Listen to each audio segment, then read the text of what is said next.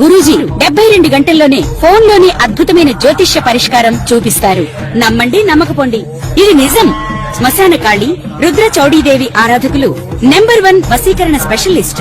గురూజీ మనిషి పుట్టుక నుండి చనిపోయే వరకు వచ్చే అన్ని క్లిష్టమైన సమస్యలకు పరిష్కారం ఇక్కడ లభిస్తుంది. విద్య, ఉద్యోగం, వ్యవహారం, స్త్రీ ప్రేమ, పెళ్లి, సంతానం, స్త్రీ పురుష వశీకరణం, భూవశం, భార్యాభర్తల కలహాలు, కోర్టు సమస్యలు, విడాకుల సమస్యలు, చేతబడి, అప్పుల బాధ, ఇంకా మీకు ఎలాంటి సమస్యలు ఉన్నా 72 గంటల్లోనే శాశ్వత పరిష్కారం చేయబడును. ఓం శ్రీ గణేశాయ నమః. శ్రీ సరస్వత్యై నమః. శ్రీ పాదవల్లభ నృసింహ సరస్వతి. శ్రీ గురు దత్తాత్రేయాయ నమః. వక్రతుండ మహాకాయ కోటి సూర్య సమప్రభ నిర్విఘ్నం కురు మే దేవా సర్వకార్యేషు సర్వదా. ఓం అసాధ్య సాధక స్వామి అసాధ్యం తం కిం వద రామదూత కృపా సింధు మత్ కార్యం సాధేన ప్రభు. ప్రేక్షక మహాశయులందరికీ నమస్సుమాంజలు. ఈ జూన్ మాసం, ఈ జూలై నెలలో ఆయుష్, ఆరోగ్యాన్ని, ఐశ్వర్యాన్ని ఇవ్వాలని ఆ భగవంతుణ్ణి మీ తరపున కూడా నేను ప్రార్థిస్తున్నాను. మీకున్న కష్టాలన్నీ తొలగాలి, ఆనందంగా ఉండాలని మనసా వాచా ప్రార్థిస్తున్నాను. ఈ కార్యక్రమాన్ని మొదలు పెడుతున్నాను. జూలై మాసం ధనుసు రాశి వారికి ద్వాదశ రాశుల యొక్క ఫలితాలు మనం తెలుసుకుంటూ ధనుసు రాశి గురించి తెలుసుకుందాం. గోచార రీత్యా ధనుసు రాశి వారికి ఏ విధంగా ఉంది?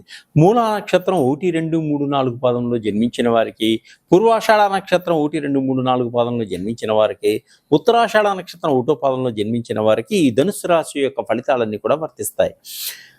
నక్షత్రం తెలియని వారు ఎలా తెలుసుకోవాలి అనుకున్నప్పుడు, మీ పేరులో మొదటి అక్షరం ఏ కానీ, యో కానీ, కా, కీ, భూ, ధా, భా, ధా, భే అనే అక్షరములు మీ పేరులో మొదటిగా కలవారు ఈ ధనుసు రాశి యొక్క ఫలితాలను కూడా చూసుకోవచ్చు. గోచార రీత్యా గ్రహస్థితి ఏ విధంగా ఉంది కూడా తెలుసుకుందాం. గోచార రీత్యా గ్రహస్థితి ఎలా ఉంది కూడా మనం తెలుసుకుందాం. ఈ ధనుసు రాశి వారికి ఈ నెలంతా కూడా చాలా బాగుంది. ఆత్మస్థైర్యంతో ముందుకు సాగుతారు. పట్టిందల్లా బంగారంగా ఉంటుంది. మంచి మంచి ప్రణాళికలు వేసుకోగలుగుతారు. ఆర్థిక పరంగా అద్భుతంగా ఎదగలుగుతారు. కుటుంబ సభ్యులతోటి ఆనందాన్ని పంచుకోగలుగుతారు. ఆచితూచి మాట్లాడతారు. నోరు జారకుండా చాలా జాగ్రత్తగా ముందుకు సాగుతారు. మంచి ఫలితాలు పొందగలుగుతారు. సంబంధ బాంధవ్యాలు కొంత మటుకు తెగిపోయేటువంటి సూచనలు ఉన్నాయి కాబట్టి చాలా జాగ్రత్తగా ఎదుటివారు కఠినంగా మాట్లాడినా మీరు ఓపిక సహనంతో ముందుకు సాగండి. అలాగే ప్రేమికులు వృధా మాటల వల్ల కొంత విడిపోయేటువంటి సూచనలు ఉన్నాయి కాబట్టి మీరు కూడా ఆచితూచి మాట్లాడుకోండి. అనవసరమైన మాటలు మాట్లాడుకోకండి. ఏ పని మొదలుపెట్టినా త్వరగా పూర్తి చేయగలుగుతారు మీ తెలివితేటలతో. ప్రయాణాలు జాగ్రత్తగా చేస్తారు. ప్రయాణాల్లో మంచి లాభాలు ఉన్నాయి. కానీ పనులన్నీ కూడా సరైన సమయానికి పూర్తి చేయడం జరుగుతుంది. దైవపరంగా మీ జీవితం మీకు ఒక అనుభవాన్ని నేర్పిస్తుంది. ప్రాణ స్నేహితులకు సహాయం చేస్తారు. తప్పకుండా వారు మీకు సహకరిస్తారు. చదువుల్లో ఏ పనైనా, చదువుల్లో ఎటువంటిదైనా కూడా మీకు ముందుకి సాగగలుగుతారు. మంచి పేరుని తెచ్చుకోగలుగుతారు. మంచి ప్రణాళికలు వేసుకోగలుగుతారు. విద్యార్థులు ఆరోగ్యం పట్ల శ్రద్ధ తీసుకుంటారు. పెద్దవారు దీర్ఘకాలిక వ్యాధులతోటి బాధపడుతున్న వారికి ఈ మాసంలో కొంత ఉపశమనం కలిగేటువంటి సూచనలు ఉన్నాయి. గృహానికి సంబంధించినటువంటి వస్తువులన్నీ కూడా కొనుగోలు చేస్తారు. చిన్న పరిశ్రమలు పెట్టే వారికి మంచి మంచి అవకాశాలు వచ్చేటువంటి సూచనలు ఉన్నాయి.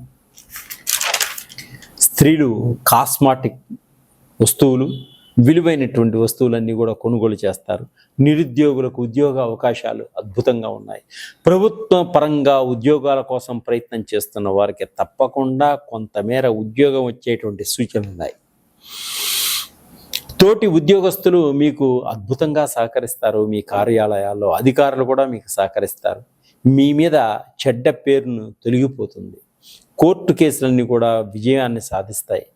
ప్రేమించిన వ్యక్తులతో వివాహాలు, దీర్ఘకాలిక రోగాల నుంచి బయటపడటం, మీకు సమయానికి డబ్బు చేతికి అందడం అదృష్టంగా భావించండి. ఎన్ఆర్ఐలో అందరికీ గ్రీన్ కార్డ్స్ వచ్చేటువంటి సూచనలు ఉన్నాయి. అంటే విదేశాల్లో ఉన్నవారు గ్రీన్ కార్డ్ కోసం ప్రయత్నం చేస్తున్న వారికి తప్పకుండా గ్రీన్ కార్డ్స్ వచ్చేటువంటి సూచనలు కనిపిస్తున్నాయి. వివాహం కోసం ప్రయత్నం చేసే వారికి విదేశాల్లో ఉన్న వారికి తప్పకుండా వివాహం అయ్యేటువంటి సూచనలు కనిపిస్తున్నాయి. మెడిటేషన్ చేసుకోండి, సరైన సమయానికి ఆహారాన్ని తినిపించండి, ఆరోగ్యాన్ని కాపాడుకోండి. ఆధ్యాత్మిక పరంగా కూడా ముందుకు సాగగలుగుతారు. కుటుంబంలో శుభకార్యాలు చేస్తారు. రాజకీయ నాయకులు ప్రత్యర్థుల వలన కొంత ఇబ్బందులు సూచించేటువంటి సూచనలు కనిపిస్తున్నాయి. భార్యాభర్తల మధ్య అన్యోన్యత దాంపత్య జీవితం ఉంటుంది. ఓర్పుతో సహనంతో ముందుకు సాగండి. కుటుంబంలో మంచి పేరు తెచ్చుకోగలుగుతారు. సంఘంలో కూడా మంచి పేరు ప్రఖ్యాతలు పొందగలుగుతారు. సంఘంలో కూడా మంచి ఒక గొప్ప వ్యక్తిగా గుర్తింపు పొందగలుగుతారు. సొంత పనులన్నీ కూడా చాలా జాగ్రత్తగా చేసుకుంటారు. తప్పకుండా మీరు అన్ని విధాలుగా టకటక ముందుకు వెళ్ళేటువంటి సూచనలు కనిపిస్తున్నాయి. సోదరులతోటి అన్యోన్యతగా ఉంటారు. అన్నదమ్ములతోటి బాగుంటారు. తల్లిదండ్రుల నుంచి వచ్చేటువంటి ఆస్తిపాస్తులన్నిగా సమానంగా పంచుకొని ఆనందంగా ఉంటారు, ఏ గొడవలు లేకుండా. అక్క చెల్లెళ్ళతోటి ఆప్యాయత ప్రేమలతోటి ముందుకు సాగగలుగుతారు.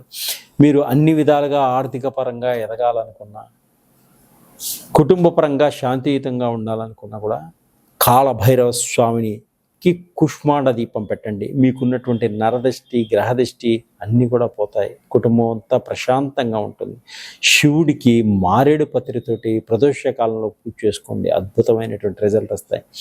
ఇంకా మీరు వ్యక్తిగత జాతకాల గురించి తెలుసుకోవాలనుకున్నారా? తప్పకుండా నా నెంబర్కి కాంటాక్ట్ చేయండి, మీకు తప్పకుండా నేను సహకరిస్తాను. సర్వే జనా సుఖినో భవంతు. ప్రేక్షకులందరికీ నమస్కారం. ఆషాఢ మాసం వచ్చింది. ఆషాఢ మాసంలో అంగరంగ వైభవంగా చేసుకునేటువంటి తెలంగాణ ప్రాంత బోనాలు పండుగను కనులారా చూద్దాం.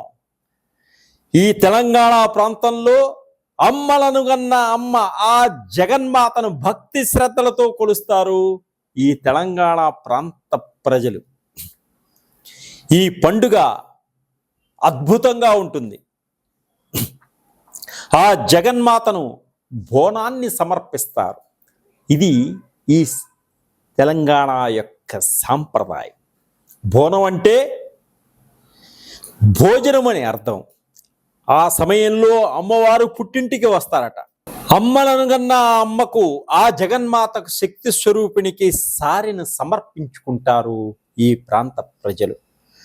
ఆ తల్లి చల్లని చూపులు మా మీద ఉండాలి అనేటువంటి ధోరణిలో ఉంటారు. ఒకప్పుడు తెలంగాణ ప్రాంతంలో ప్రేగు మహమ్మారి వచ్చి చాలామంది చనిపోవడం జరిగింది. ఆ సమయంలో ఆ అమ్మవారిని ప్రార్థించారు. అమ్మా, ఈ యొక్క వ్యాధి నుంచి మమ్మల్ని కాపాడు తల్లి అని ప్రార్థించారు. అప్పుడు ఆ అమ్మవారు ఆ ప్లేగు వ్యాధిని పారద్రోలారు. అప్పటి నుంచి కృతజ్ఞతగా ఈ బోనాలు పండుగను చేసుకుంటూ ఉన్నారు. తెల్లవారుజామున నిద్రలేసి ఆడపడుచులు తలారా స్నానం చేసి కొత్త వస్త్రాలను ధరించి అమ్మవారి వద్ద కొత్త పొయ్యిని తీసుకుని అక్కడ కొత్త కుండలో బియ్యాన్ని, పాలుని, బెల్లాన్ని వేసి పాయసాన్ని చేస్తూ పైన చుట్టూ వేపాకులను పెట్టి దాని మీద మరొక కొత్త కుండను ఉంచి రంగురంగులుగా తీర్చిదిద్ది దానిపైన దీపాన్ని వెలిగిస్తారు. అలా వెలిగించిన దీపం తోటి ఆ కుండలని తలపై ధరించి అమ్మవారు ఉన్నటువంటి గోలుకొండ కోటకు బయలుదేరతారు. గోల్కొండ కోటలోని జలదాంబిక ఆలయంలో మొదలైనటువంటి ఈ యొక్క బోనాలు సికింద్రాబాదు, ఉజ్జయిని, మహంకాళి, లాల్ దర్వాజా, సింహవాహిని ఆలయాల్లో పలు ప్రాంతాల్లో సాగుతాయి. అక్కడికి వెడతారు ఆ ప్రాంతాల్లో ఉన్నవారు.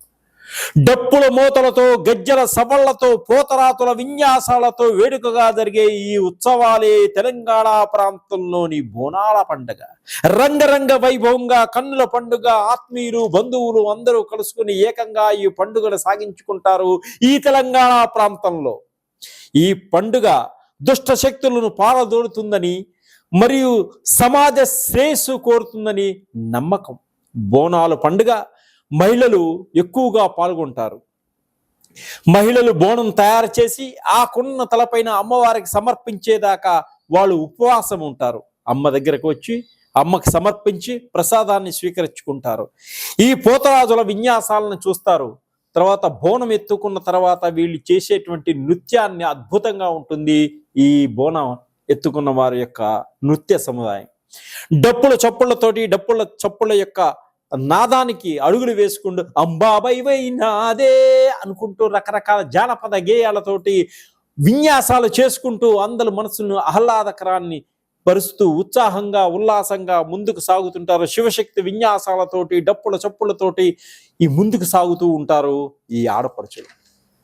హైదరాబాద్లో సికింద్రాబాద్లో జరిగేటువంటి జాతరల్లో భవిష్యవాణిని కూడా తెలుసుకోగలుగుతారు వీరు. అలాగే నెల రోజుల పాటు సాగే ఈ బోనాల పండుగ ఆనందదాయకంగా ఉంటుంది, కన్నుల పండుగ ఉంటుంది. ప్రతి వారికి కూడా ఈ బోనాలు చేసుకోవాలన్నటువంటి ఆశ ఆహ్లాదం కలుగుతుంది. మనసులో ఉన్న కోరికని అమ్మవారి చెప్పుకొని ఆ కోరిక తీరిన తర్వాత ఈ బోనాల పండుగ చేసుకోవడం జరుగుతుంది. ఇది తెలంగాణ ఆచారంగా సాంప్రదాయంగా ఉంటుంది. ఇది బోనాల పండుగ.